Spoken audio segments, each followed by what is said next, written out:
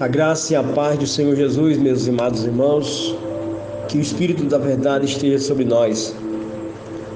Nós temos um Deus que é fiel, poderoso e misericordioso.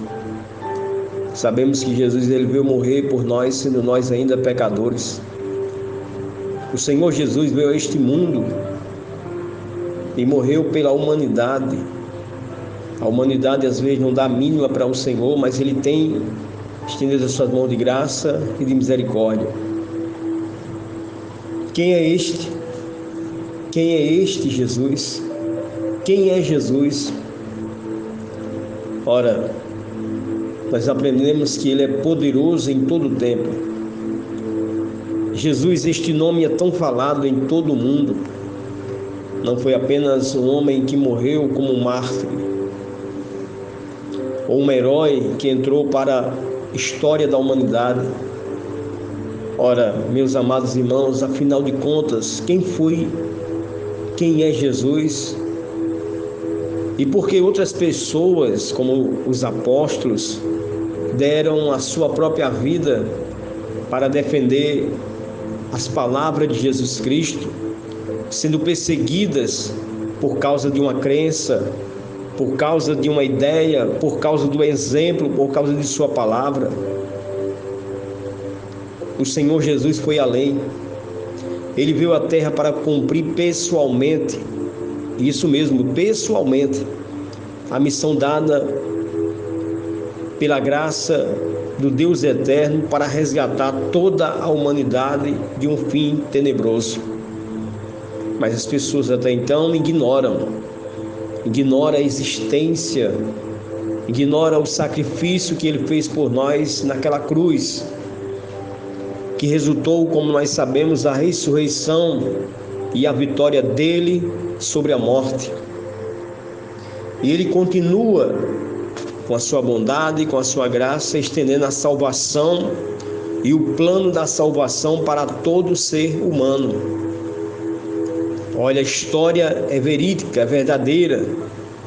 O Senhor Jesus, Ele é aquele que mudou a história da humanidade, antes e depois de Cristo. Muitos anos atrás, os profetas profetizavam a respeito do Messias, como o profeta Isaías, e vários outros profetas que profetizaram também em nome da graça e da misericórdia de Deus, até chegar ao cumprimento das profecias bíblicas. Como nós sabemos, o profeta falou a respeito daquele que haveria de vir, e nós sabemos que se cumpriu. O profeta falou também que em tempo ele viria, ele nasceria também de uma virgem, e o Deus homem teria um precursor, é aquele que prepara o caminho para o Messias. As profecias também apontavam a morte do Messias. Então você vai aprender, quando você começa, meus amados irmãos, a ler, a entender essa palavra, o nome do Senhor vai ser glorificado, vai ser exaltado. Porque você vai entender que desde o ventre de sua mãe, Jesus já era apresentado por Deus, por aquele que haveria de trazer a solução e a reconciliação do homem para com o Criador. Um livramento grande da condenação eterna, resultante do pecado do primeiro homem. Como nós sabemos, de acordo com as Escrituras Sagradas, Adão pecou contra Deus. Porém, a salvação foi e é sem dúvida um dos maiores milagres realizado e operado pelo Senhor Jesus. E você, quando começa a entender o plano da salvação, o seu nome sendo anunciado, muito bem, anunciado há muitos anos atrás, sete séculos atrás, o profeta já falava, como diz a palavra, 7 séculos atrás. Você vai entender que ele falou que o nome dele seria maravilhoso, conselheiro, Deus forte, Pai da eternidade, Príncipe da paz, apontando o caminho da salvação, revelando ali a sua personalidade, seu caráter único, um único Senhor, um único Salvador. Aí você vai entender o cumprimento da palavra, o nome do Senhor Jesus e a sua missão. Quando José estava ali desposado com a sua esposa Maria, a jovem Maria ainda, percebeu que a sua noiva estava grávida, sem haver ajuntando-se com ele, não é? Porque nessa realidade você vai entender que ele não estava tendo relação, porque não era casado ainda. Intentou deixar ali a pessoa dela secretamente. Contudo, com uma ordem da eternidade, uma ordem do anjo do Senhor, a qual lhe apareceu, tranquilizando ali o coração dele, dizendo que Maria estava grávida pelo poder do Espírito Santo e ela teria um filho, cujo nome seria Jesus, porque ele salvará o seu povo dos seus pecados. E nessa oportunidade, José creu, recebeu Maria, e nessa oportunidade, o nome do Senhor Jesus tem o seu significado. O nome do Senhor Jesus Cristo é uma forma grega do nome Josué. E nessa oportunidade, Yeshua, em hebraico, que significa o Senhor salva, ou Jeová salva. O significado do nome do Senhor Jesus está em harmonia com a missão salvadora do eterno Senhor e Salvador Jesus Cristo. Como diz a palavra, portanto, pode também salvar perfeitamente os que por ele se chegaram a Deus. E aí, lá em Atos, você vai entender agora. E nenhuma condenação há. Não é? Você vai entender. E lá também vai dizer, em nenhum outro nome há salvação. Porque também debaixo do céu nenhum outro nome há, dado entre os homens pelo qual devemos ser salvos. Somente o nome do Senhor Jesus. Romanos diz, Atos também vai ensinar a respeito do Messias. E nessa oportunidade não há outro Salvador. Não há nenhum outro nome dado entre os homens pelo qual devemos ser salvos. Somente Jesus. E lá em Romanos diz, portanto agora nenhuma condenação há para aqueles que estão em Cristo Jesus, que não anda segundo a carne, mas segundo o Espírito. Aí você vai ver o testemunho dos anjos. Antes, o anjo Gabriel anunciara a Maria que o nome do seu filho seria Jesus, quer dizer, o Salvador. Os pastores de Belém também, o mensageiro celestial asseverou que não temessem, pois na cidade de Davi havia nascido o Salvador, que é o Cristo, o Senhor. Aí você vai ver também o testemunho de Simeão. Simeão tem uma revelação do Espírito Santo, sendo ele o velho, o Senhor, o ancião. Ele teve a condição, porque ele era um homem temente, era um homem justo. E nessa oportunidade, ele contemplou o Cristo. E ele contemplou com seus olhos. Simeão, ao ver o menino, tomou nos braços e exclamou, agora, Senhor, podes despedir em paz o teu servo, segundo a tua palavra, pois já os meus olhos viram a tua salvação. Olha aí o testemunho de um homem, Simeão. Antes dele morrer, ele teve a condição de ver a graça do Cristo pelo Espírito Santo. Amém? Quando ele foi ser apresentado, os seus olhos contemplou o Salvador. Olha que privilégio do homem Simeão. Ele contemplou o Salvador. Os seus olhos contemplou a salvação, o meio, o escape, o livramento que está na pessoa de Jesus Cristo. Aí você também contempla agora, com o passar do tempo, o testemunho, você vai entender, dos anjos, que Jesus iria nascer se cumpriu na pessoa de Maria. Maria foi um instrumento pela graça, pela misericórdia do Senhor, e veio o Salvador do mundo. E agora Simeão, um velho, contemplou a misericórdia e a graça de Deus, deu a vontade permissiva dele ver com seus olhos a salvação. O Criador vai ser exaltado, vai ser glorificado. E agora, já grande, o Senhor vai ser batizado.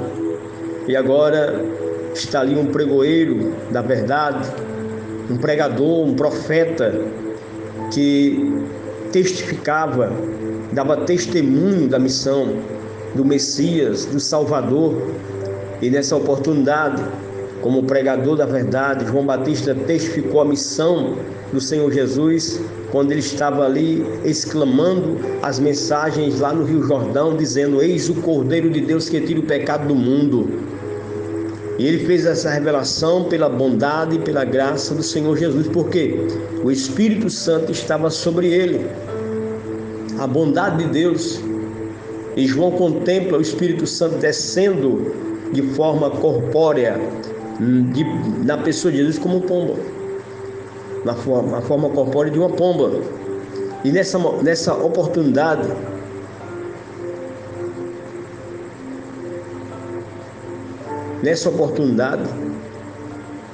Jesus é glorificado para a honra e glória do Senhor.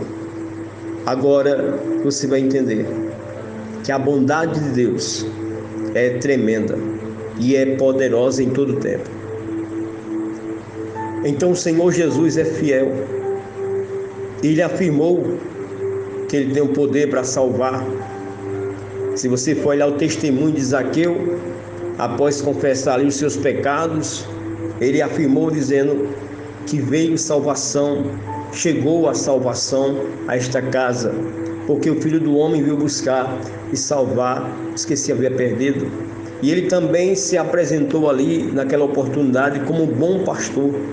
Ele diz: eu sou a porta, e se alguém entrar por mim, ele diz também, entrará por mim e sairá e encontrará pastagem, porque ele mesmo afirmou: eu sou a porta, se eu entrar por mim, salvar-se-á. Olha como Deus ele é fiel. Diz a palavra que ele veio salvar o mundo. Nicodemos, um príncipe dos judeus, a ele Jesus falou que todo aquele que crê nele não perece, mas tem a vida eterna. Ele afirmou para quem?